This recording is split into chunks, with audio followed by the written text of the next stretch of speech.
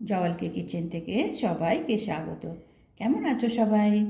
আজকে আমি একটা টক মিষ্টি একটা চাটনি বানাবো এবং এই চাটনিটা তোমার গিয়ে সবার সঙ্গে খাওয়া যেতে পারে। তোমার চপ কাটলেট হোক বা তোমার পকোড়া হোক বা অন্য যে কোনো স্ন্যাক্সের সঙ্গে এই চাটনিটা যদি আমরা করে রাখি তো এটা বেশ 6 মাস তোমার ঘরে রাখা যায় আর খেতে ভীষণ ভালো। তো তার জন্য আমি নিয়েছি, এটা হচ্ছে তেঁতুল। দেখো, এটা তেঁতুলটা বিচি ছাড়ানো তেঁতুল। এগুলো বাজারে আজকাল পাওয়া যায়, অসুবিধা নেই। তো এটাকে তোমার গিয়ে আর একটু জল দিয়ে চটকে এর কাঠটা আমি ছেঁকে নেব। এটা হচ্ছে তেঁতুল, হ্যাঁ। আর এর সঙ্গে দেব, যেহেতু টক মিষ্টি সেই জন্য এই খেজুরের টেস্টটাও আমি এর মধ্যে দেব। এটাও তোমার গিয়ে সিডলেস খেজুর, বাজারে আজকাল এগুলো পাওয়া যায়, খুব ভালো। তো এইগুলোকে আমি একটু গরম জলে আধা ঘন্টা মতন আমি এগুলো ভিজিয়ে রেখেছি, তাতে কি হয়, নরম হবে। তো আমি এইগুলোকে এরকম চটকে এর পাল্পগুলো বের করে নেব। আর এর মধ্যে আমি আজকে গুড় দেবো, চিনি দেবো না।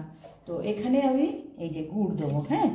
তো এইগুলোকে কি করব, এইগুলোকে তোমার গিয়ে চটকে নিয়ে এর পাল্পটা বের করে নেব। যা কিছু ময়লা থাকবে ছাকনাতে বেরিয়ে যাবে। আর এই তেঁতুলে দেখো একটু ওর গায়ে রোঁয়া রয়েছে, এই যে এইগুলো যেগুলো মানে থাকে, এই যে তেঁতুলের এই যে, হ্যাঁ, এইগুলো তোমার গিয়ে চটকে আঁশ, হ্যাঁ, আঁশগুলো, আমি রোঁয়া বলছি, হ্যাঁ এটা আঁশ। তো এই আঁশগুলো বেরিয়ে যাবে, খুব ভালো করে আগে চটকে নেব জল দিয়ে। আর এই গুড়টাকে জল দিয়ে গরমে বসিয়ে আমি এটাকে তোমার ছেঁকে নেব।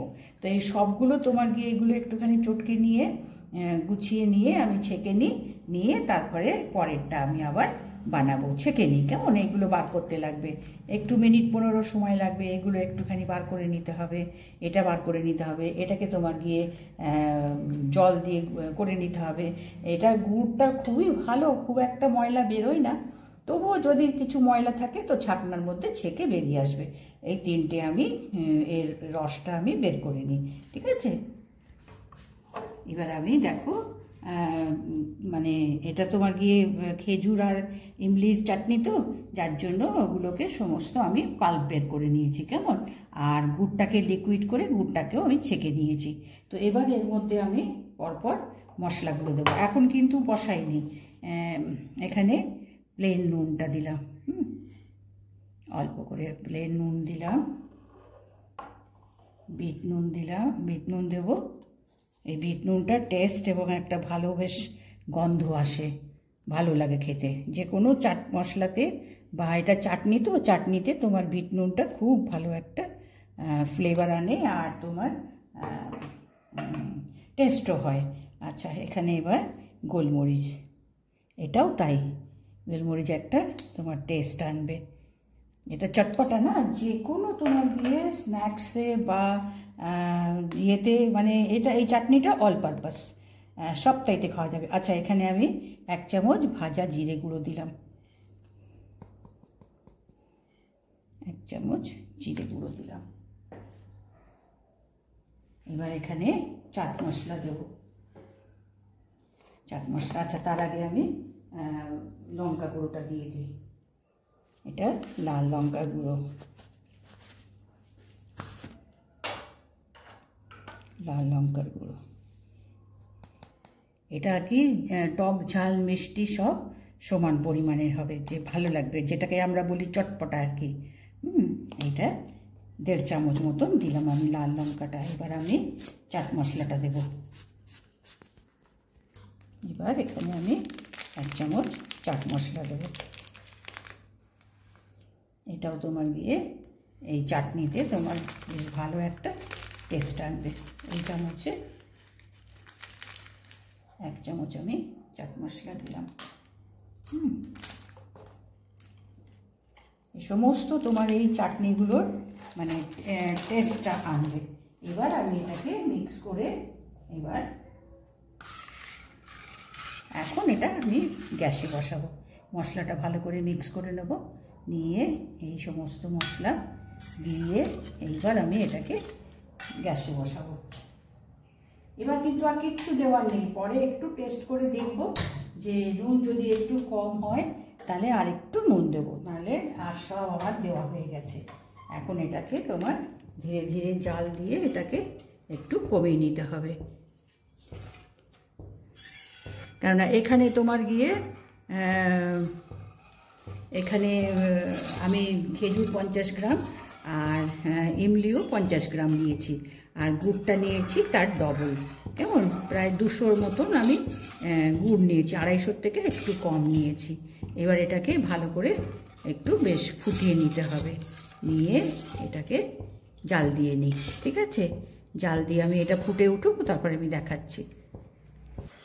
কোনো তুমি গিয়ে মানে যদি ঘরে আমরা পরোটা করি, পরোটার সঙ্গেও কিন্তু এই চাটনিটা দুর্দান্ত।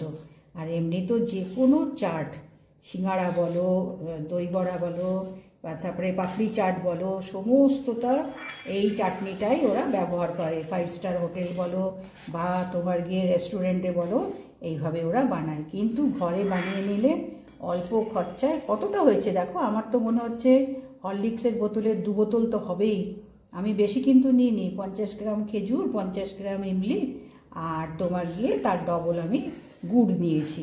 এটা কিন্তু গুড় দিয়ে করলে কিন্তু বেশি ভালো হয়, টেস্ট হয়, ঘন হয়। চিনি দিয়েও করে নিতে পারা যায়, কিন্তু আমি এটা গুড় দিয়ে করেছি। এর আগে আমি আমার চ্যানেলে আমি বানিয়েছি তোমার সেটা শুধু তোমার গিয়ে ইমলি ছিল, সেটাতে খেজুর মেশাইনি।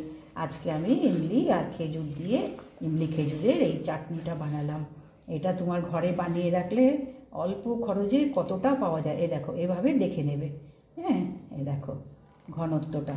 তো কেননা ঠান্ডা হলে পরে আর একটু ঘন হয়ে যাবে। তো এইভাবে আমি গ্যাসটা বন্ধ করে দেবো, দিয়ে আমি এই বাটিতে তুলে নেব। এই বাটিতে তুলে তোমার গিয়ে ঠান্ডা হবে।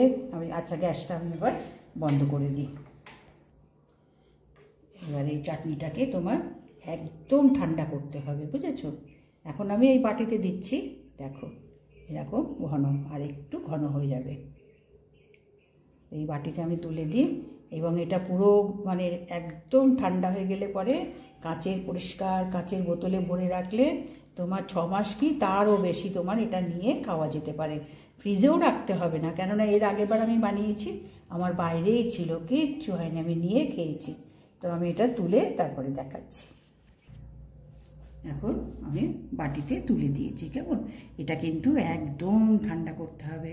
ঠান্ডা করে তারপরে তোমার পরিষ্কার কাচের বোতলে এটা তুলে রাখতে হবে। আর যত ঠান্ডা হবে তোমার, একদম ঠান্ডা হয়ে গেলে দেখবে এখন যা পাতলাটা আছে এটা তারপরে তোমার গিয়ে আরেকটু কেন, বেশ খানিকটা ঘন হয়ে যাবে।